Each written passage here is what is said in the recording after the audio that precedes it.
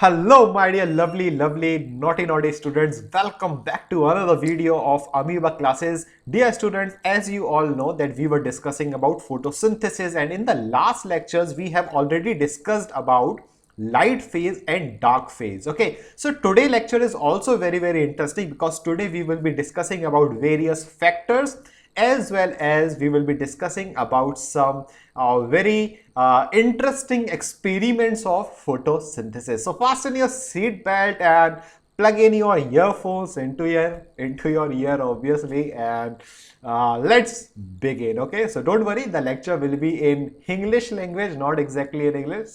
तो परेशान होने वाली बात नहीं है। हाँ जी, अगर YouTube पे देख ही रहे हैं आप और अमीबा क्लासेस को सब्सक्राइब नहीं किया है तो सब्सक्राइब हो जाना चाहिए, हो जाना ही चाहिए, और कोई ऑप्शन नहीं है। और वीडियो को पूरा देखने के बाद लाइक जरूर बरसाएं। तो चलिए बिना टाइम वेस्ट किए शुरू करते हैं। चलो भाई, तो शुरू हो जाए। हाँ जी, तो जैसा कि कुछ ज़माने पहले, वो ज़माना शायद लास्ट फ्राइडे था, तो उस ज़माने में हमने डार्क फेज खत्म किया था।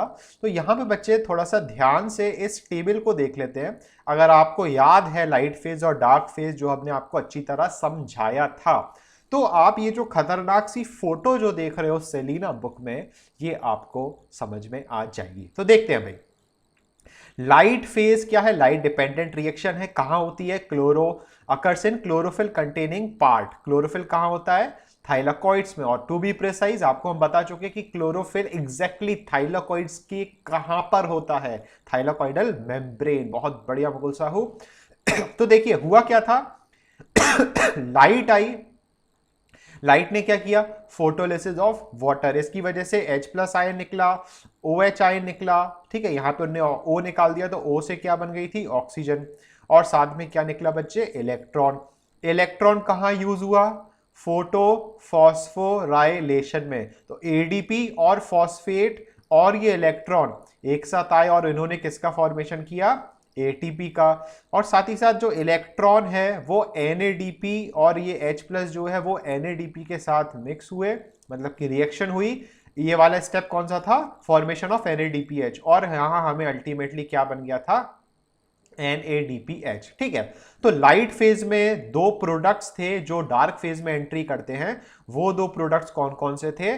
पहला था ATP, दूसरा था NADPH। ये सब कहां हुआ? थाइलाकॉइड में। ठीक है, बाकी सिंपल सा है। अगर आपके लाइट फेज और डार्क फेज अच्छी तरह क्लियर है तो ये कुछ भी नहीं है। बच्चों वाले LKG वाला भी समझ जाए, छोटा सा बच्चा, कि ये ADP ATP क्या होती है। और तुम लोग तो फिर भी 10th क्लास के बच्चे हो, समझ ही जाओगे।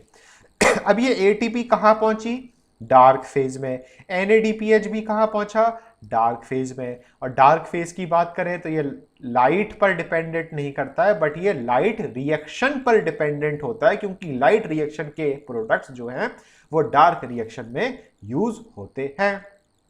कहां होता है ये? स्ट्रोमा में। याद रखना भाई, स्टोमा और स्ट्रोमा में फर्क होता है। कार्बन डाइऑक्साइड स्टोमेटा के थ्रू कहां आई? अंदर आई। ठीक है, अब हुआ क्या? ATP जो है, ATP का ब्रेकडाउन हुआ तो उसने फॉस्फेट बनाया, ADP बनाया और इलेक्ट्रॉन भी रिलीज हुआ। NADPH है, उसने अपना हाइड्रोजन रिलीज किया और वापस क्या बना दिया? NADP। ये हाइड्रोजन और NADP वापस, एक्चुअली यहां पे गड़बड़ है, बट वापस जाते हैं और फिर यहाँ पे दोबारा से NADP के साथ रिएक्ट करते हैं और NADPH बनाते हैं। और यहाँ कार्बन डाइऑक्साइड से क्या बन गया? ग्लूकोज। और ग्लूकोज में स्टोर्ड होता है किस फॉर्म में? स्टार्च के फॉर्म में। मतलब ये जो टुच्चा पुच्चा आप डायग्राम देख रहे हो, इसका बहुत सारा डिटेल हम ऑलरेडी पिछले क्लासेस में पढ़ चुके हैं, तो कोई दिक्कत वाली बात नहीं है। ठीक है, तो डरो मत इससे कि ये क्या है, सब पढ़ा चुके हैं। बस थोड़ा सा दिमाग हो अगर तो समझ ही जाओगे। ठीक है, आगे बढ़ते हैं। आगे बच्चे हैं अडेप्टेशन। अब बस सुनते जाओ, रीडिंग वीडिंग कुछ नहीं करेंगे, बस सुनना है आपको ध्यान से। बस बुक का रेफरेंस इसलिए ले रहे हैं ताकि आपको आइडिया रहे कि पढ़ क्या रहे हैं। ठीक है जी। Sir as you have explained in brief it will be asked in brief. Sir as you have explained in brief. बच्चे हमने छोटा तो समझाया ही नहीं ब्रीफ में, हमने तो आपको बहुत ज़्यादा समझाया, बट क्वेश्चंस जो आएंगे वो आपके सेलिना के अकॉर्डिंग आएंगे। तो dark phase to be precise, Selina के अकॉर्डिंग आएगी। उसमें हम आपको कह तो रहे हैं, आपको बस ये याद रखना है कि कौन कौन से प्रोडक्ट्स डार्क फेज में एंटर करते हैं लाइट फेज से, कौन कौन सा रिएक्टेंट यूज होता है, एंजाइम का नाम क्या होता है, आरयू, बीपी या रूबिस्को, ये छोटे मोटे क्वेश्चंस आएंगे बाकी। और फिर वो सीक्वेंस कार्बोक्सिलेशन, रिडक्शन या ग्लाइकोलाइटिक रिवर्सल, और तीसरा रीजनरेशन ऑफ आरयूबीपी, इनका सीक्वेंस आएगा। इसके अलावा कुछ नहीं है, ठीक है। तो बिल्कुल परेशान नहीं होना है। अब हम देखते हैं बच्चे, एक फोटोसिंथेसिस करने के लिए जो एक पत्ती होती है, ठीक है, पत्ती नहीं, पत्ती, लीफ की बात कर रहे हैं। तो जो लीफ होता है या होती है, पता नहीं, तुम लोग डिसाइड करो लीफ क्या होता है कि होती है लीफ। चलिए, तो यहां पे जो लीफ होती है वो अपने आप में क्या क्या अडेप्टेशन करती है ताकि वो फोटोसिंथेसिस कर पाए। लार्ज सरफेस एरिया, जितना ज्यादा सरफेस एरिया उतना ज्यादा लाइट का एब्जॉर्प्शन, जितना ज्यादा लाइट का एब्जॉर्प्शन उतना ज्यादा क्या होगा, फोटोसिंथेसिस, जितना ज्यादा फोटोसिंथेसिस उतना ज्यादा क्या बनेगा, फूड बनेगा, ठीक है। बट यहाँ पे ट्रांसपिरेशन को अगर कम करना है तो यहाँ पे लीव्स क्या होती है, नैरो होती हैं, जैसे कि एग्जाम्पल दिया हुआ है ओलियंडर एंड पाइन, एग्जाम्पल्स याद रखना, ये हम ट्रांसपिरेशन में भी ऑलरेडी पढ़ चुके हैं, ठीक है। फिर लीफ का arrangement, at the right angle to the light source obtain maximum light. ऐसे समझना, मान लो ये सन है, कौन है, सन, ठीक है, यहां से इसकी लाइट कुछ इस तरीके से आ रही है। अब आप हमें बताओ कि ये जो लाइट आ रही है वो ज्यादा कब पड़ेगी, जब लीफ जो है वो ऐसी होगी या लीफ जो है वो ऐसी होगी, ठीक है। तो यहां पे अगर ये फर्स्ट है, ये सेकंड है, तो ये लाइट आ रही है, तो वो लाइट तो बच्चे क्या हुई, सीधी निकल गई फर्स्ट डायरेक्शन से, बट सेकंड डायरेक्शन पे लाइट एकदम क्या पड़ेगी, परपेंडिकुलर। तो अगर लीव 90 डिग्री पर है तो मैक्सिमम लाइट उसको पड़ेगी। फिर तीसरा पॉइंट क्या है, cuticle and upper epidermis are transparent. अगर क्यूटिकल मान लो ओपेक होगा तो लाइट एंटर नहीं कर पाएगी। तो क्यूटिकल को ट्रांसपेरेंट होना जरूरी है, वाटरप्रूफ तो होती ही होती है ताकि लाइट जो है वो अच्छी तरह एंटर कर पाए। खूब सारे स्टोमेटा होना जरूरी है ताकि ऑक्सीजन और कार्बन डाइऑक्साइड जो है इसका अच्छी तरह एक्सचेंज चल पाए। The thinness of the leaf reduces distance between cell facilitating rapid transport. तो जितनी ज्यादा पतली लीफ होगी उतनी अच्छी तरीके से जो डिस्टेंस है, जो पार्टिकल से, मान लो एटीपी है या एनएडीपी है, जो उसको ट्रांसपोर्ट होना है एक जगह से दूसरी जगह, तो वो ज्यादा आसान होती है अगर लीफ क्या होगी, थिन। फिर क्लोरोप्लास्ट, जितने ज्यादा क्लोरोप्लास्ट होंगे उतना ज्यादा क्या होगा, फोटोसिंथेसिस। तो concentrated in the upper layer of the leaf to obtain light energy quickly. तो जो मीजोफिल सेल्स होते हैं वो ऊपर की तरफ, अपर सरफेस की तरफ खूब सारे इकट्ठे होते हैं ताकि ज्यादा से ज्यादा लाइट को क्या कर पाए, ट्रैप। जितनी ज्यादा लाइट को ट्रैप करेंगे उतनी ज्यादा फिर आगे की प्रोसेसेस बढ़ेंगी।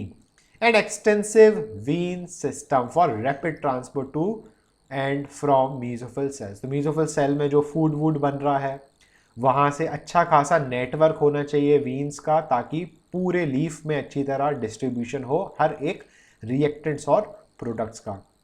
तो ये कुछ 7 अडेप्टेशंस हैं।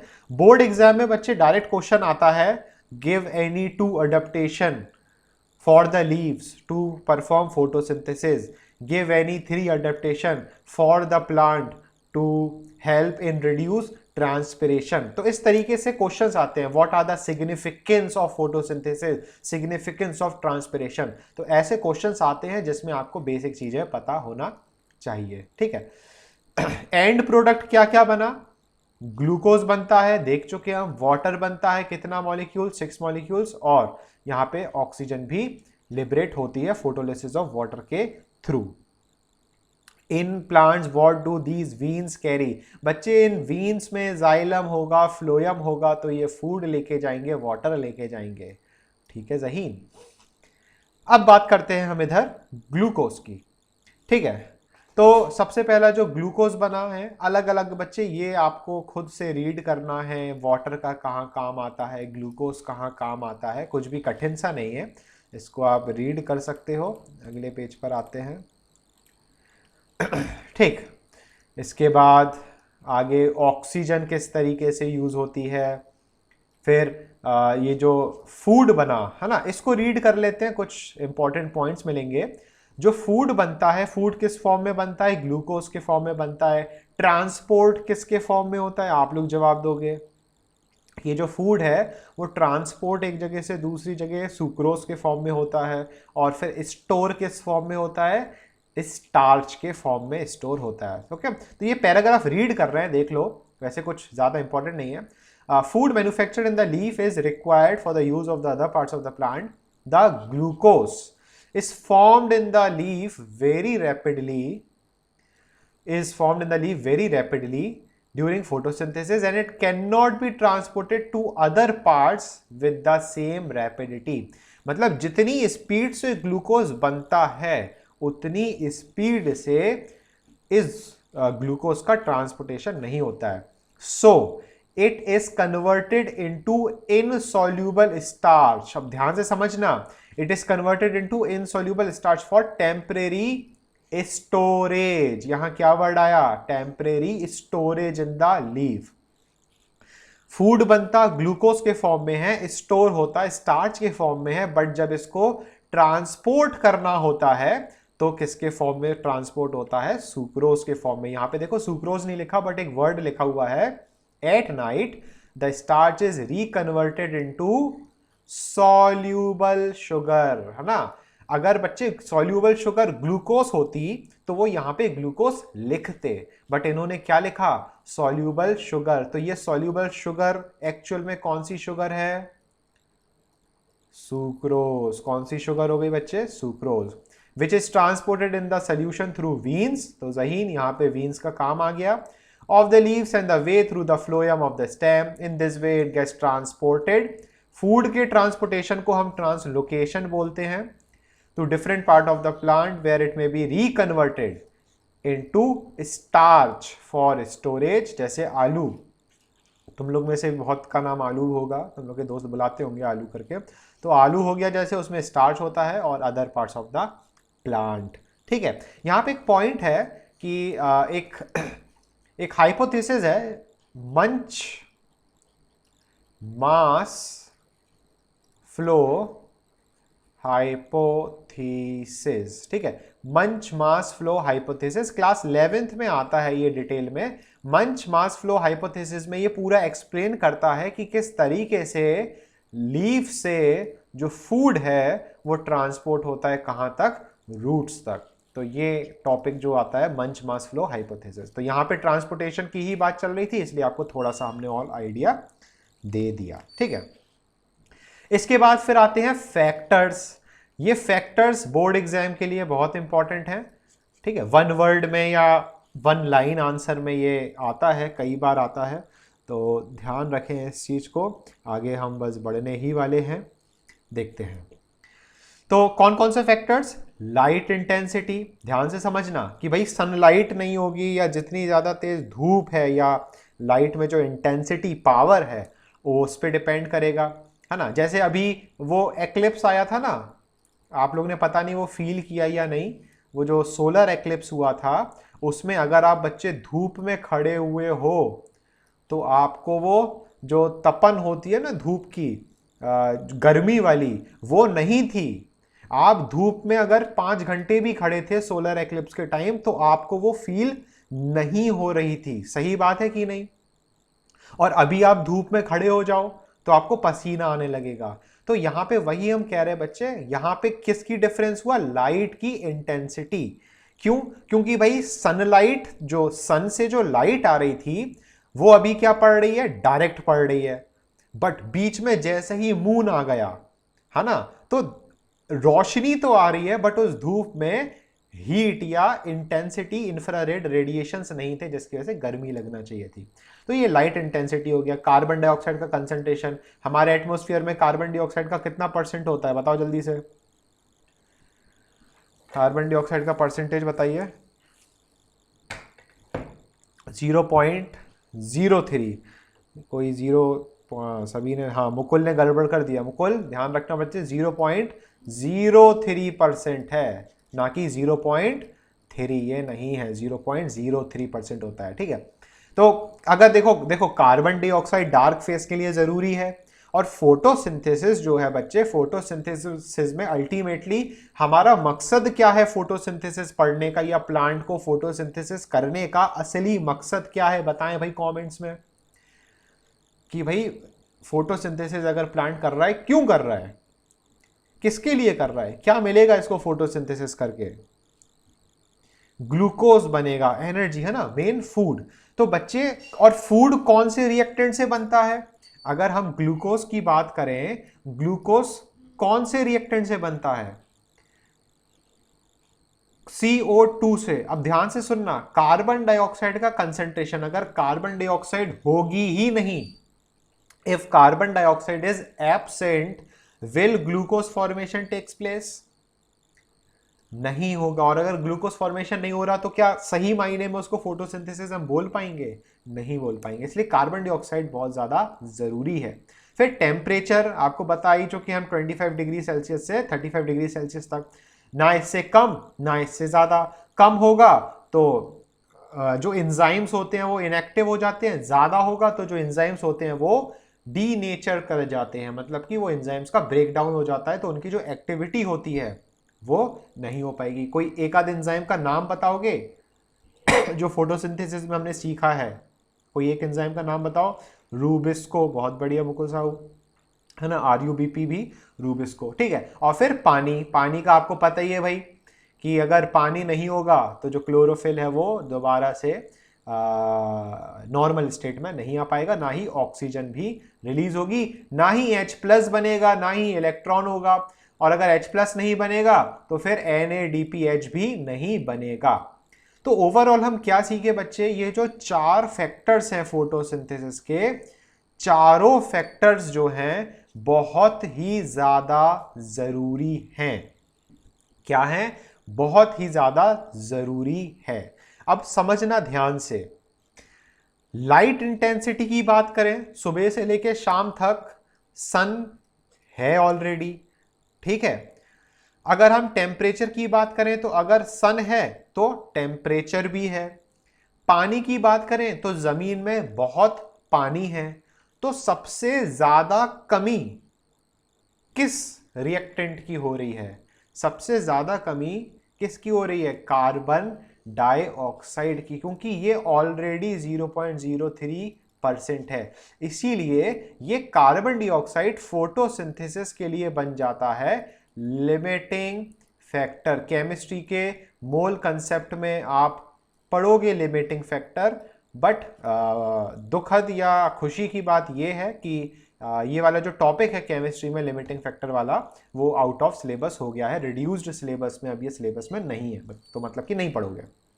बट यहां हम क्या समझे कि सबसे कम जो होगा वो क्या हो जाएगा, लिमिटिंग फैक्टर। अब एक आपको बहुत अच्छी बात बताएं, ये जो परसेंटेज है ना 0.03, ये परसेंटेज ऑफ कार्बन डाइऑक्साइड अगले 150 साल तक के लिए काफी है वर्ल्ड के हर एक प्लांट में फोटोसिंथेसिस कराने के लिए। कितने साल, 150 साल। तो जब तक तो अपन मर भी जाएंगे तो अभी अपन को टेंशन लेने वाली बात नहीं है, ठीक है जी। चलो फिर आगे बढ़ते हैं। अब यहां पे ग्राफ वगैरह दिए हुए हैं, किस किस के बीच में ग्राफ है, रेट ऑफ फोटोसिंथेसिस और इंक्रीजिंग लाइट इंटेंसिटी। ध्यान से समझना, अभी यहां पर इन्होंने कार्बन डाइऑक्साइड का कंसंट्रेशन कितना दिया है, 0.02% दिया हुआ है, ठीक है। कार्बन डाइऑक्साइड होती कितनी है, 0.03%। बट अगर हम रिक्वायरमेंट की बात करें कि प्लांट को कितने परसेंट की रिक्वायरमेंट है, 0.02% की, तो यहां पे जितनी कम, समझना, जितनी कम CO2 होगी उतना कम क्या होगा, फोटोसिंथेसिस। तो ये टाइम आ रहा है कि भाई कार्बन डाइऑक्साइड का कंसंट्रेशन हम बढ़ाते जा रहे हैं, तो रेट ऑफ फोटोसिंथेसिस भी क्या होता जा रहा है, बढ़ता जा रहा है। बट जैसे ही कार्बन डाइऑक्साइड का कंसंट्रेशन 0.02% अचीव हो गया, रेट ऑफ फोटोसिंथेसिस कांस्टेंट हो गई, मतलब कि इस लेवल पर रेट ऑफ फोटोसिंथेसिस क्या हो गई, मैक्सिमम, मतलब कि अगर आप अब 0.03 या 0.04% भी आप CO2 कर दोगे तो ये जो फोटोसिंथेसिस है वो और नहीं बढ़ेगी, वो फिर भी क्या रहेगी, कांस्टेंट रहेगी। तो बेस्ट फोटोसिंथेसिस के लिए कार्बन डाइऑक्साइड का कंसंट्रेशन कितना जरूरी है, 0.02%। इससे ज्यादा कर दोगे तो फोटोसिंथेसिस पे कोई फर्क नहीं पड़ेगा, बट अगर इससे कम हो जाएगी तो रेट ऑफ फोटोसिंथेसिस भी कम हो जाएगी। ठीक है, यहां पे जैसे यहां पे इन्होंने एक एग्जांपल और दिया है इसको और डिटेल में समझाने के लिए, photosynthesis at increasing light intensity. देखो यहां पे लाइट इंटेंसिटी क्या है, कांस्टेंट हमने कर दिया, लाइट इंटेंसिटी हम नहीं बढ़ा रहे हैं, तो यहां पे जो रेट है वो 0.02 पे क्या हो गया, हाईएस्ट हो गया। ठीक है, यहां पे देखो इस ये एस डैश क्या शो कर रहा है कि हमने लाइट इंटेंसिटी को क्या कर दिया, कांस्टेंट। ध्यान से समझना, इस डायग्राम में समझो यहां पे धीरे धीरे धीरे धीरे बढ़ता जा रहा है, बढ़ता जा रहा है। अब यहां पे हमने लाइट इंटेंसिटी को क्या किया, चेंज किया। क्या किया, चेंज किया। तो लाइट इंटेंसिटी हमने जैसे ही बढ़ाई, हुआ क्या, फोटोसिंथेसिस का रेट भी बढ़ गया। और लाइट इंटेंसिटी को चेंज करने की वजह से फोटोसिंथेसिस और ज्यादा बढ़ गया, और अब 0.05 कंसंट्रेशन ऑफ CO2 भी अगर ज्यादा होगी तो फोटोसिंथेसिस इस रेट पर क्या हो जाएगा, हाईएस्ट। ठीक है, इसके बाद आपने फिर से लाइट इंटेंसिटी, ध्यान से समझना, फिर से आपने S double dash light intensity बढ़ा दी, बट फिर से लाइट इंटेंसिटी बढ़ाने के बाद अभी भी फोटोसिंथेसिस क्या है, कांस्टेंट है। मतलब कि लाइट इंटेंसिटी पर भी फोटोसिंथेसिस डिपेंड करता है, कार्बन डाइऑक्साइड के कंसंट्रेशन पर भी डिपेंड करता है, साथ ही साथ टेम्परेचर भी करता है, और पानी पर भी डिपेंड करता है। तो इन ग्राफ में आपको ज़्यादा दिमाग नहीं लगाना है, परेशान नहीं होना है। ठीक है जी, तो ये जो पॉइंट्स है बच्चे, इनको आप खुद से रीड कर सकते हो अच्छी तरह। यहाँ पे दिया हुआ है टेम्परेचर 25 डिग्री सेल्सियस मैक्सिमम। ठीक है, तो अलग अलग पेड़ में अलग अलग होता है, जैसे 20 to 30, 22। यहाँ पे इसको आप रीड करना कि पानी का कंटेंट कैसे मैटर करता है। हमें पता है कि भाई only 1% of water is absorb by the root and is utilised in photosynthesis. बाकी आंसर आप दो कि बाकी के 99% पानी का क्या होता है, ट्रांसपिरेशन में यूज हो जाता है। ठीक है, तो ये तो बच्चे हो गए कौन से फैक्टर्स, इंटरनल एक्सटर्नल फैक्टर्स, बाहरी फैक्टर्स। अब हम देखेंगे कि भाई इंटरनल फैक्टर्स कौन कौन से हैं जो ज्यादा जरूरी होते हैं। क्लोरोफिल की बात करें, अगर क्लोरोफिल नहीं होगा तो सनलाइट एब्जॉर्ब भी नहीं होगी, और सनलाइट एब्जॉर्ब नहीं होगी अगर, है ना, तो सोलर एनर्जी ट्रैप नहीं हो रही, तो फोटोसिंथेसिस भी आगे नहीं बढ़ पाएगा। तो क्लोरोफिल बहुत ज़्यादा ज़रूरी है, इसकी कमी की वजह से बीमारियां हो जाती हैं पेड़ को। प्रोटोप्लाज्म, कोई बताएगा प्रोटोप्लाज्म की डेफिनेशन, एग्जैक्ट डेफिनेशन जो क्लास 9th में पढ़ी थी। जब तक पानी पी लेते हैं हम तब तक आप डेफिनेशन लिखो।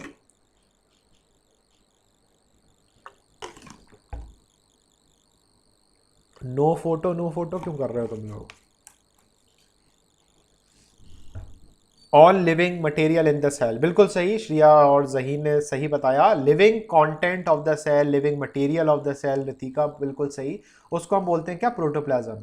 तो अगर प्रोटोप्लाज्म सूख गया मतलब क्या हो गया, पानी की कमी हो गई, तो पानी नहीं होगा तो भी फोटोसिंथेसिस नहीं हो पाएगा। तो सिंपल से पॉइंट्स लिखे हैं बच्चे, आपकी रिस्पॉन्सिबिलिटी है इन पॉइंट्सों को रीड करना। ठीक है, अब छोटी क्लासों में तो हो नहीं कि हम एक एक लाइन आपको रीड करके समझाएंगे, तो आपकी रिस्पॉन्सिबिलिटी है कि इन फैक्टर्स को आपको रीड करना जरूरी है। ठीक है, अगले पेज पर आते हैं। ठीक है भाई, अगले पेज पे स्ट्रक्चर ऑफ द लीफ भी है कि भाई लीफ के स्ट्रक्चर पर भी फोटोसिंथेसिस डिपेंड करेगी। तो कुछ हम फैक्टर्स और सिग्निफिकेंस में पढ़ चुके हैं, तो रीड कर लेना इसको। ठीक है, इसको भी रीड कर सकते हो आराम से, कोई खतरनाक नहीं है। ठीक है, फिर ये एक पॉइंट है फोटोसिंथेसिस एट नाइट, जिसमें ये कुछ जो एग्जांपल्स दिए हुए हैं, एग्जांपल्स गलत लिखे हुए हैं। ठीक है, तो यहाँ पे क्या बोल रहे हैं, एक बच्चे पाथवे होता है जिसको हम बोलते हैं कैम पाथवे।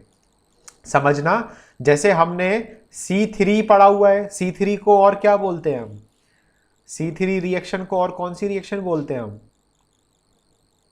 डार्क रिएक्शन, है ना, क्योंकि फर्स्ट स्टेबल कंपाउंड कौन सा बनता है, PGA, फॉस्फोग्लिसरिक एसिड, जो कि 3 कार्बन का होता है। ऐसे ही बच्चे लाइट फेस के बाद प्लांट के पास 3 ऑप्शन है। लाइट रिएक्शन के बाद, टू बी प्रिसाइज, प्लांट के पास 3 ऑप्शन होते हैं, या तो वो C3 साइकिल करे, या तो वो C4 साइकिल करे, या तो वो कैम पाथवे करे। आपके सिलेबस में अभी सिर्फ कौन सी साइकिल है, C3 साइकिल, वो भी 4 लाइनें लिखी हैं सेलिना बुक में। ऐसे ही C4 साइकिल होती है, उसमें बनता है ऑक्सैलो एसिटिक एसिड, है ना, 4 कार्बन का होता है, इसलिए C4 साइकिल बोलते हैं। और फिर आता है एक कैम प्लांट्स। कैम का फुल फॉर्म होता है क्रेसुलेशियन एसिड मेटाबॉलिज्म। अब इन प्लांट्स की क्या खासियत होती है कैम पाथवे में, कि कैम पाथवे में बच्चे रात को भी फोटोसिंथेसिस होता है, स्टोमेटा ओपन रात को भी होते हैं। तो ये कुछ स्पेशल पॉइंट्स लिखे हैं, बाकी ज़्यादा दिमाग नहीं लगाना है, ठीक है जी। बाकी जिनको और जिज्ञासा हो कि क्या होता है, वो आप लोग गूगल करते रहो और समझते रहो, ठीक है। एग्जाम में ये चीज़ आनी है नहीं, और वैसे कुछ वैसा कुछ है नहीं समझाने लायक, इसलिए इसको स्किप करते हैं। इसके बाद आते हैं भाई साहब एक्सपेरिमेंट्स। ये एक्सपेरिमेंट्स जो हैं, सारे experiments very very very very very very very very very very important, ठीक है। गिन लेना कितने वेरी लगाए हमने। तो जितने भी एक्सपेरिमेंट्स फोटोसिंथेसिस के हैं, बहुत ज़्यादा इंपॉर्टेंट हैं।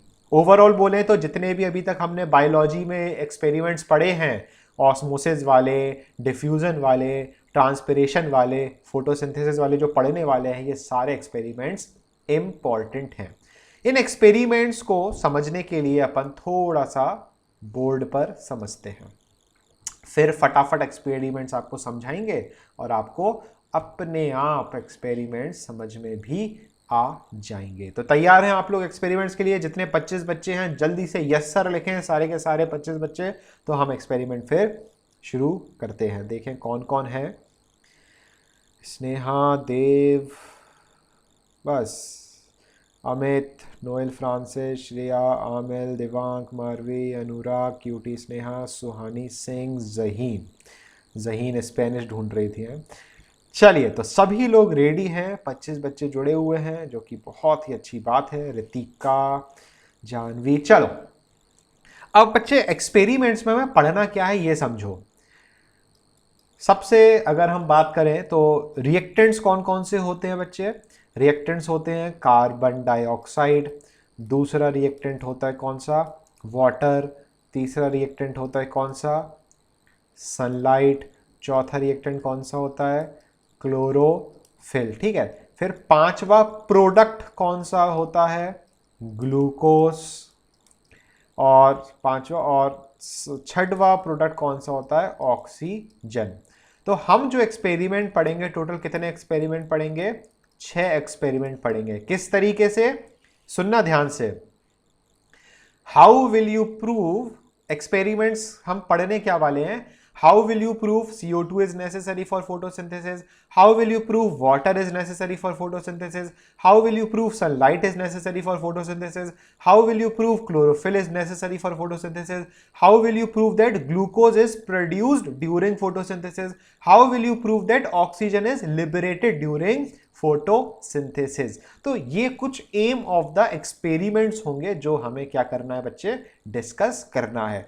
तो इन सबको समझने के पहले हमें कुछ कंसेप्ट्स को सीखना जरूरी है। किसको सीखना बच्चे, कंसेप्ट्स को सीखना जरूरी है। मुकुल साहू ने कुछ कंपोज किया है। बच्चे यहां पढ़ाई कर रहे हो कि कंपोजिशन में लगे हो? Every child is nothing without his teacher, every zero is nothing without his one two become his 100। खैर बहुत अच्छा लिखा है मुकुल ने, और सही बात है कि मतलब मुकुल का कहना है कि भाई जो स्टूडेंट्स हैं वो क्या हैं, 0, जो टीचर है वो क्या है, 1। तो अगर स्टूडेंट अगर 0 है और टीचर अगर 1 है और टीचर अगर सही जगह लग गया है स्टूडेंट के, तो उस 0 वाले स्टूडेंट को वो क्या बना सकता है, 100 बना सकता है, जो कि बहुत ही अच्छी बात है। चलो, बहुत बहुत शुक्रिया आपका जो आपने इतना अच्छा लिखा। वापस एक्सपेरिमेंट में आते हैं बच्चे। देखिए, कुछ कॉन्सेप्ट्स हैं, वो कॉन्सेप्ट्स आप अभी अभी समझ लेना ताकि एग्जाम्स में आपको प्रॉब्लम ना आए। ताकि से गाना याद आ गया, ताकि ताकि गाना भी था एक इंग्लिश का, सबने सुना होगा ही, है ना। चलिए आगे बढ़ते हैं। देखिए, समझते हैं। तो देखो, सबसे पहला है, कोई भी प्लांट है उसमें अगर हमें एक्सपेरिमेंट करना है तो कुछ प्रोसेस होता है। फर्स्ट जो स्टेप है कि क्वेश्चन है भाई, how will U D starch a leaf. Leaf को क्या करना है हमें, डी स्टार्च।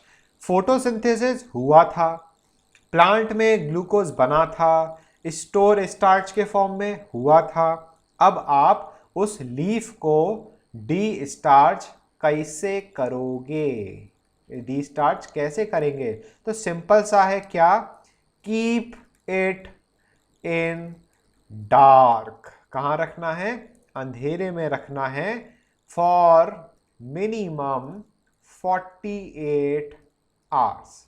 तो सिंपल सा प्रोसेस है कि अगर कोई प्लांट है, कोई लीफ है और आप चाहते हो कि उसमें से स्टार्च गायब हो जाए, उसका गायब मतलब उसका स्टार्च कंज्यूम हो जाए और नया स्टार्च ना बने, तो आप उसको अंधेरे में रख दो मिनिमम कितने घंटे के लिए, 48 घंटे के लिए। मतलब कि कितने दिन हो गए प्रियांशु, 2 दिन हो गए, ठीक है। दूसरा आता है कि भाई अगर आपको, ठीक है, मान लो डी स्टार्च कर दिया हमने, लीफ को क्या कर दिया, डी स्टार्च कर दिया। अब हम चाहते हैं कि जो लीफ है, लीफ को हम क्या बना दें, सॉफ्ट बना दें, ठीक है। तो लीफ को सॉफ्ट बनाने के लिए, या हम बोले सॉफ्ट बना के साथ साथ हमें क्या करना है, रिमूव करना है, क्या, जर्म्स को रिमूव करना है, गंदगी को रिमूव करना है। तो कैसे करेंगे, boil the leaf for some time. मतलब कि 5 या 10 मिनट क्या करो, लीफ को बॉइल, मतलब बॉइल और वॉश, ठीक है, बॉइल करके साफ करना है लीफ को कुछ देर के लिए, कि वो लीफ जो है वो क्या हो जाए बच्चे, सॉफ्ट हो जाए, और साथ ही साथ उसका जो जर्म्स हैं वो भी क्या हो जाए, खत्म हो जाए, ठीक है। इसके बाद थर्ड स्टेप आता है कि भाई हम डीकलराइज कैसे करेंगे। लीफ को हम COLORIZE, हाँ, जो भी स्पेलिंग है समझ लेना। लीफ को हम डीकलराइज कैसे करेंगे। लीफ कौन से कलर की होती है बच्चे, ग्रीन कलर की। हम चाहते हैं कि ये ग्रीन कलर क्या हो जाए, कलर लेस हो जाए। तो इसमें हम क्या करेंगे, डीकलराइज करने के लिए लीफ को, हम इसको डिप करेंगे। इसको हम किस में डिप करेंगे, डिप इन एल्कोहल। तो ये जो एल्कोहल होगा बच्चे, इस एल्कोहल से जो लीफ होगा वो कलरलेस हो जाएगी। मतलब ये एल्कोहल क्या करेगा, डैमेज दी क्लोरोफिल। ये एल्कोहल डैमेज कर देगा, क्या, क्लोरोफिल को क्या कर देगा, डैमेज। तो अगर आप चाहते हो कि ग्रीन लीफ को हमें डैमेज, मतलब क्लोरोफिल हमें हटाना है, कलरलेस करना है, तो हम किसका यूज करेंगे, एल्कोहल का। और फिर फोर्थ स्टेप आता है कि भाई टेस्ट कैसे करोगे, test the presence of starch, कि भाई उस लीफ में स्टार्च है या नहीं है, ठीक है। तो उसमें स्टार्च है या नहीं है, तो उसके लिए एक टेस्ट होता है, क्या करते हैं हम, आयोडीन टेस्ट करते हैं। कौन सा टेस्ट करते हैं बच्चे, आयोडीन, ठीक है, आयोडीन टेस्ट करते हैं। अगर लीफ के पास, समझना, अगर लीफ के पास स्टार्च है तो कलर कैसा आएगा बच्चे, ब्लू ब्लैक कलर आएगा।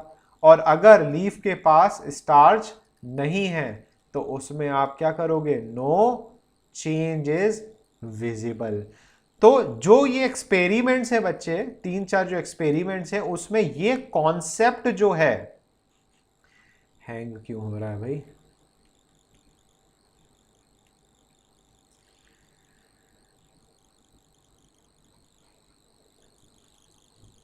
तो ये जो कॉन्सेप्ट है बच्चे, ये कॉन्सेप्ट आपको पता होना चाहिए। दोबारा से रिवाइज करा रहे हैं पूरा कॉन्सेप्ट, क्योंकि ये कॉन्सेप्ट आपने समझ लिया तो फिर एक्सपेरिमेंट को आप डायग्राम के थ्रू हम समझाएंगे, आप बहुत जल्दी समझ जाओगे और फिर रीडिंग आप कर सकते हो।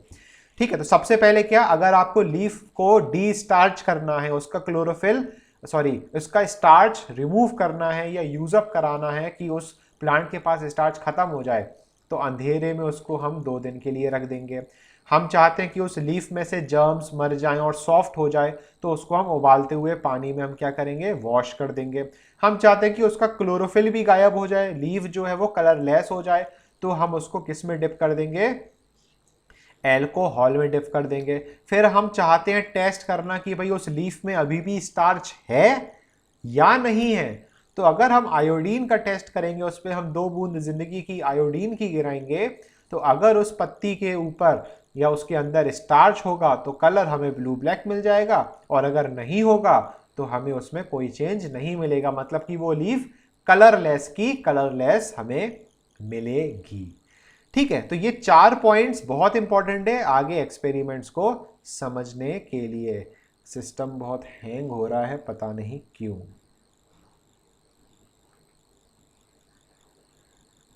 हाँ,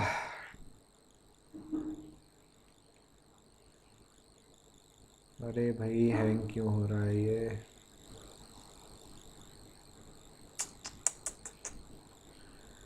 क्या हो रहा है ये, चलो सब्र करो।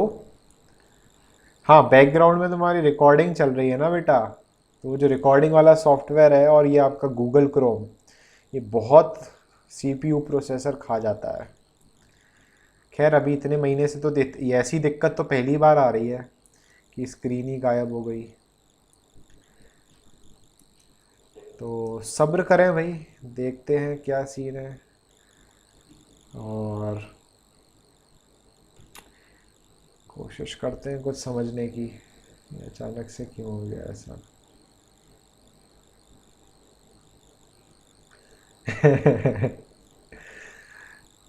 चलो अभी अब एसी लगवा लिया है, अब लैपटॉप खरीदने की हिम्मत नहीं है बच्चे, अब नया लैपटॉप नहीं खरीद सकते हम। एसी खरीद लिया वही बहुत बड़ी बात है अभी हमारे लिए। चलो तो यहाँ पर देखें भाई क्या दिक्कत कर रहा है, सॉफ्टवेयर दिक्कत कर रहा है कि क्या दिक्कत हो रहा है। चलो ऐसा लग रहा है कि सब कुछ सही हो गया है, जो कि बहुत अच्छी बात है। चलो वापस आते हैं और आगे बढ़ते हैं। हाँ जी, तो यहाँ पे बच्चे कहानी किसकी लिखी हुई है, देखो यहाँ पे क्या दिया है कि कुछ एक्सपेरिमेंट्स परफॉर्म करने के पहले आपको कुछ कुछ चीजें ध्यान में रखनी होती हैं। क्या, कि अगर आपको स्टार्च खत्म करना है तो आप 24 से 48 घंटे तक उसको कहाँ रख दो, अंधेरे में रख दो, तो जितना स्टार्च होगा वो प्लांट क्या कर लेगा, कंज्यूम कर लेगा। ठीक है, आपको अगर क्या करना है, स्टार्च का टेस्ट करना है, आयोडीन का टेस्ट करना है, तो dip the leaf in the boiling water, उससे क्या हो जाएगा, जर्म्स मर जाएंगे। फिर आपको क्या करना है, कहाँ चला गया, अगर आपको क्लोरोफिल का रिमूवल करना है, किसका रिमूवल बच्चे, क्लोरोफिल का रिमूवल करना है, so boil the leaf in the methylated spirit. ये मिथाइलेटेड स्पिरिट क्या होती है, एल्कोहल। ठीक है, ओवर अ वाटर बाथ, इसका मतलब यह है कि बीकर में हमने क्या लिया, पानी लिया, और टेस्ट ट्यूब के अंदर हमने एल्कोहल लिया, और फिर हम उसको क्या कर रहे हैं, उबाल रहे हैं। डायरेक्टली अगर हम उबालेंगे तो उसमें ज़्यादा बर्न होने के चांसेस हैं और डीकलराइजेशन सही तरीके से नहीं होगा। इसीलिए हमें बॉइलिंग वाटर के अंदर टेस्ट ट्यूब डाल के, उसके अंदर एल्कोहल डाल के, उसके अंदर लीफ डाल के हमें इस तरीके से सेटअप लगाना है अगर हमें डीकलराइज करना है। ठीक है बच्चे, तो तब तक करना है जब तक वो पेल वाइट ना हो जाए। पेल वाइट हो जाएगा मतलब कि वो लीफ कैसी हो गई, decolourise. The leaf is now becomes hard and brittle. तो पहले हमने उबाल के उसे क्या बनाई थी, सॉफ्ट बनाई थी, जर्म्स मारे थे। अब हम जब उसको डीकलराइज करेंगे तो अब वो हार्ड हो चुकी होगी और ब्रिटल। ब्रिटल का मतलब अगर उस लीफ को मोड़ोगे तो वो कड़क करके क्या हो जाएगी, टूट जाएगी। ठीक है, आगे बढ़ते हैं। अच्छा, नीचे दिया है, फिर यहां पे क्या दिया है, place it again in the hot water. फिर से हम उसे हॉट वाटर में डालेंगे तो अब वो कैसी हो जाएगी, सॉफ्ट हो जाएगी। तो अब अगर हम उसे मोड़ेंगे तो वो कड़क नहीं होगी, मतलब क्रंची नहीं होगी। अब फिर हमने क्या किया, लीफ को स्प्रेड किया, उसके ऊपर क्या डाला, आयोडीन सोल्यूशन। नीचे कंपोजिशन दी है, दिमाग नहीं लगाना इसमें, लगा सकते हो तो खुद से लगा लेना। आयोडीन सोल्यूशन डालना है, जहां स्टार्च होगा वहां ब्लू ब्लैक कलर आ जाएगा। A leaf without starch will show brown colouration. ये नई चीज है, याद रख सकते हो कि अगर स्टार्च नहीं है तो वहां पे कैसा कलर दिखाई देगा, ब्राउन। क्योंकि वो डीकलराइज हुई है तो हो सकता है थोड़ा बहुत कलर चेंज होके ब्राउन हो जाए। बट अगर स्टार्च है, जहां स्टार्च है वो क्या हो जाएगा, ब्लू ब्लैक कलर हो जाएगा। दिवांग का क्या क्वेश्चन है, sir beaker is made up of glass and glass is a bad conductor of heat, so why we boil water in beaker. ओहो, बच्चे कितना बैड कंडक्टर होता है हीट का, तुम उसको डायरेक्ट हीट कर रहे हो। यहां देखो ना, बंसिन बर्नर डायरेक्ट लगा हुआ है इस बीकर में। तो आपका क्या कहना है कि ग्लास को गर्म करेंगे तो क्या ग्लास गर्म नहीं होगा? कभी अपने घर में एक वो लेना टेस्ट ट्यूब और उसको सीधा गैस के ऊपर रख देना और फिर टच करके देखना, बताना हॉस्पिटल पहुंचे अपनी उंगली सही कराने या नहीं। ठीक है, तो होगा बच्चे, ग्लास गर्म होता है और glass bad conductor of heat इतना ज़्यादा नहीं होता है। ठीक है जी, तो आई होप समझ में आया होगा। तो ग्लास हीट होगा, ग्लास हीट की वजह से, ये कहाँ पढ़ लिया कि ग्लास बैड कंडक्टर होता है? ग्लास तो और हीट को ट्रैप करके रखता है। ग्रीन हाउस इफेक्ट पढ़ा है आप लोग ने?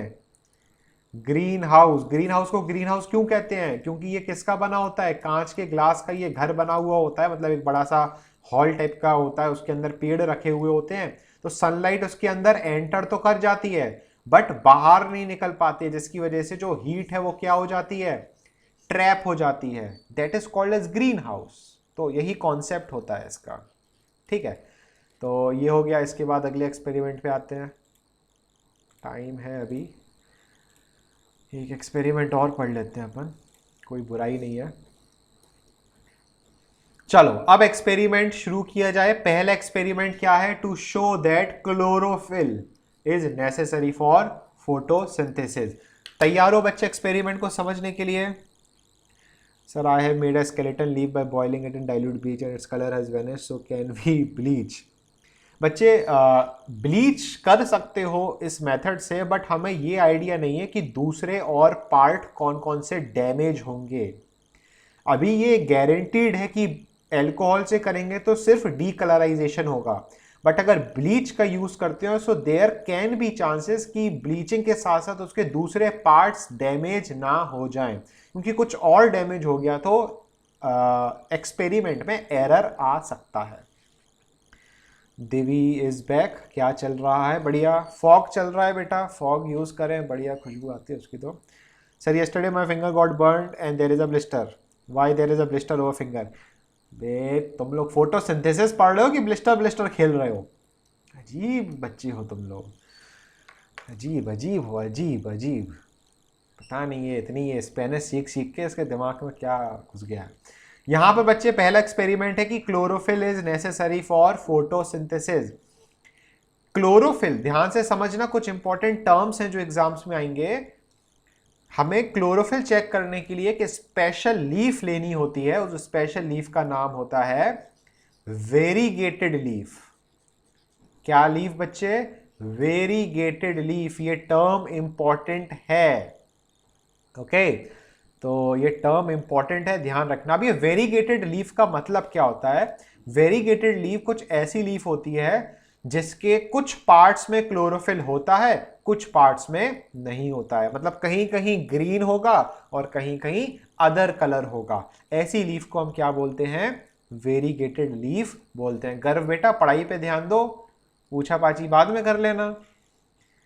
यहाँ पे अपनी चैट तुम लोग शुरू कर देते हो और यहाँ पढ़ा रहे हैं, कोई लेना देना ही नहीं है। हद है, मतलब क्या इंसान हो गए तुम लोग। ठीक है, तो वेरीगेटेड मतलब समझ गए। बोर्ड में एग्जाम्पल आता है भाई कि भाई कुछ एग्जाम्पल दीजिए वेरीगेटेड लीफ के। तो याद रखना, कोलियस, जेरेनियम, क्रोटॉन और मनी प्लांट। ठीक है, तो ये 4 एग्जाम्पल्स आपके लिए लिखे हुए हैं, एग्जाम में पूछे जा सकते हैं वेरीगेटेड लीफ का एग्जाम्पल। तो coleus, geranium, croton, money plant, इसको लाइटली मत लेना, इंपॉर्टेंट है ये, बार बार बोल रहे हैं, नहीं तो फिर बाद में रोने लगो। ठीक है जी, तो यहाँ पे पूरा वो लिखा हुआ है कि क्या क्या करना है। अब ये पढ़ोगे आप खुद, हम आपको एक्सपेरिमेंट समझा दे रहे हैं, सिंपल सा है। देखो हमें करना क्या है, इसमें यहाँ डीकलराइज कर रहे हैं। हाँ देखिए, हमने शुरुआत में क्या लिया, इस डायग्राम को बस ध्यान से समझना। ये ओरिजिनल लीफ है और ये ओरिजिनल लीफ को हमने क्या बोला बच्चे, वेरीगेटेड लीफ हमने लिखा। ठीक है, सबसे पहला स्टेप, इसको हमने कहाँ रखा बच्चे, अंधेरे में। अंधेरे में रखा तो ये इसका जितना भी स्टार्च होगा, ध्यान से सुनना, जितना भी स्टार्च होगा वो सब क्या हो जाएगा, यूज अप हो जाएगा। ठीक है, फिर हमने उसको क्या किया, हमने उसको वाटर में उसको हमने डिप किया, बॉइलिंग वाटर में। फिर हमने क्या किया, एल्कोहल को भी हमने क्या कर दिया, डिप कर दिया एल्कोहल में, तो क्या हो गया, डीकलराइज हो गया। डीकलराइज होने का ये मतलब नहीं है कि भाई उसमें क्या कहते हैं, जो फूड बना होगा उसमें कुछ चेंजेस आए होंगे। ठीक है, अभी खैर इसके स्टेप्स अलग हैं, कहाँ पहुंच गए अपन, रुक जाओ। यहाँ पे इसके स्टेप्स अगर आप देखो, हाँ वही हम कहें कि ये ऐसा क्यों हम करा रहे हैं, फ्लो में तुम लोग के कमेंट्स की भावनाओं में हम भी बह गए और गड़बड़ हो गया। चलो वापस इधर ध्यान दो। सबसे पहले दोबारा से सुनो ध्यान से, यहाँ पे तुम लोग अब बच्चे ये कमेंट्स करना बंद करो और यहाँ ध्यान दो। अगले 8 मिनट है अपने पास, फटाफट से इस एक्सपेरिमेंट को समझो और कल हम चैप्टर भी ख़त्म कर देंगे। ठीक है जी, चलो यहाँ पर यस सर लिख दो ज़रा एक बार, फिर शुरू करते हैं इस एक्सपेरिमेंट को, तो कम से कम समझ के जाओ, नहीं तो फिर क्या फ़ायदा। हाँ जी, तो समझो, हमने जो प्लांट था बच्चे, उस प्लांट को हमने, मतलब कोई सा भी ले लो, कोलियस का ले लो, क्रोटॉन ले लो, हमने उस प्लांट को कहाँ रखा, अंधेरे में रखा। अंधेरे में रखा तो जितना स्टार्च ऑलरेडी प्रेजेंट था उस पेड़ में, वो सारा स्टार्च क्या हो जाएगा, यूज अप हो जाएगा, जितना भी स्टार्च होगा। ठीक है, फिर हमने इस पेड़ को कहाँ रखा, सनलाइट में रखा। तो अब क्या होगा, नया स्टार्च बनेगा। ठीक है, नया स्टार्च बनेगा। तो ये जो लीफ है बच्चे, इस लीफ में जहां जहां क्लोरोफिल होगा, आप लोग बताओ, जहां जहां ग्रीन कलर है वहां वहां क्लोरोफिल होगा। तो यहां यहां जहां पे हम ये ब्लू कलर का शेड कर रहे हैं ग्रीन कलर के ऊपर, यहां यहां किसका फॉर्मेशन हो चुका होगा बच्चे, बताओ जल्दी से। ये ग्रीन वाले एरिया में किसका फॉर्मेशन हो चुका होगा, स्टार्च का फॉर्मेशन, फूड का फॉर्मेशन होगा। और फूड स्टोर किस फॉर्म में होगा, स्टार्च के फॉर्म में। तो सन में हमने रखा तो क्या बना, स्टार्च। और ये एकदम फ्रेश फ्रेश स्टार्च बना सन में रखने पे। क्यों, क्योंकि हम ऑलरेडी पहले उसको अंधेरे में रख चुके थे, तो सारा स्टार्च क्या हो चुका, कंज्यूम हो चुका। अब हमने क्या किया, इस पत्ती को हमने क्या किया, ब्रेक किया। ठीक है, ब्रेक करने के बाद फिर हमने क्या किया, इसको फिर हमने वही किया, वाटर में डाला। क्यों डाला आपको पता है। फिर इसको हमने एल्कोहल में डाला। क्यों डाला आपको पता है। हमने क्या डी स्टार्च किया इसके बाद, क्या हमने फिर से इसको अंधेरे में रखा, क्या हमने, नहीं, हमने दोबारा से अंधेरे में नहीं रखा। अंधेरे में रखेंगे तो स्टार्च तो गायब हो जाएगा ना। फिर एल्कोहल में करने के बाद बच्चे हमने इसमें टेस्ट किया किसका, आयोडीन का टेस्ट किया। तो जब हमने बच्चे आयोडीन का टेस्ट किया तो हमने देखा कि इस वाले पार्ट में जहां जहां ब्लू ब्लैक कलर आया, ध्यान से समझना, यहां कौन सा कलर आ गया बच्चे, ब्लू ब्लैक कलर आ गया इस वाले एरिया में। इस वाले एरिया में कैसा कलर आ चुका है, ब्लू ब्लैक कलर आ चुका है। तो ये ब्लू ब्लैक कलर सिर्फ इस एरिया में आ रहा है, बाकी एरिया कैसा है, ब्राउन है। और ये वाला एरिया कैसा हो गया, ब्लू ब्लैक हो गया। तो ये ब्लू ब्लैक क्यों हुआ, क्योंकि इसमें स्टार्च था। इसमें स्टार्च क्यों था? क्योंकि इस जगह क्लोरोफिल था। इसमें क्लोरोफिल था तो फोटोसिंथेसिस हुआ, तो स्टार्च बना और ब्लू ब्लैक कलर आया। तो अगर ब्लू ब्लैक कलर नहीं आता तो समझ जाते कि भाई क्लोरोफिल की रिक्वायरमेंट नहीं होती है, क्योंकि इस ग्रीन वाले एरिया में क्लोरोफिल था तो वहां फोटोसिंथेसिस हुआ तो स्टार्च बना और हमारे पास कौन सा कलर आया? ब्लू ब्लैक कलर हमारे पास आया। तो ये एक्सपेरिमेंट है, हो सकता है आप थोड़े से कंफ्यूज भी हो रहे हो, बट ये सारे पॉइंट्स को रीड करना बड़ा सिंपल सा एक्सपेरिमेंट है, कुछ दिमाग लगाने वाला कुछ वैसा है नहीं। ठीक है ना? तो आई होप आपको क्लियर होगा और फटाफट से YouTube के लिए समाप्ति कर देते हैं। तो अगर आपने इस वीडियो को YouTube पर देखा है अमीबा क्लासेस चैनल में, आपको मज़ा आ रहा है तो सब्सक्राइब ज़रूर करें अमीबा क्लासेस चैनल को। फिर से मिलेंगे, इसी लेक्चर को कंटिन्यू करेंगे अगले दिन, मतलब कि कल। तो आपको ये वीडियो अगर देख रहे हो तो आपको अगला लेक्चर कल मिल जाएगा, और अगर कुछ टाइम बाद देख रहे हो तो प्लेलिस्ट आपको मिल जाएगी, आप उससे अगला लेक्चर देख सकते हो। तो सब्सक्राइब करके ज़रूर जाएं अमीबा क्लासेस को, और पसंद आया हो लेक्चर, मज़ा आया हो पढ़ने में, तो लाइक ज़रूर करें, कमेंट ज़रूर करें, सब्सक्राइब ज़रूर करें। तब तक के लिए आसिफ सर का आपको टाटा बाय बाय।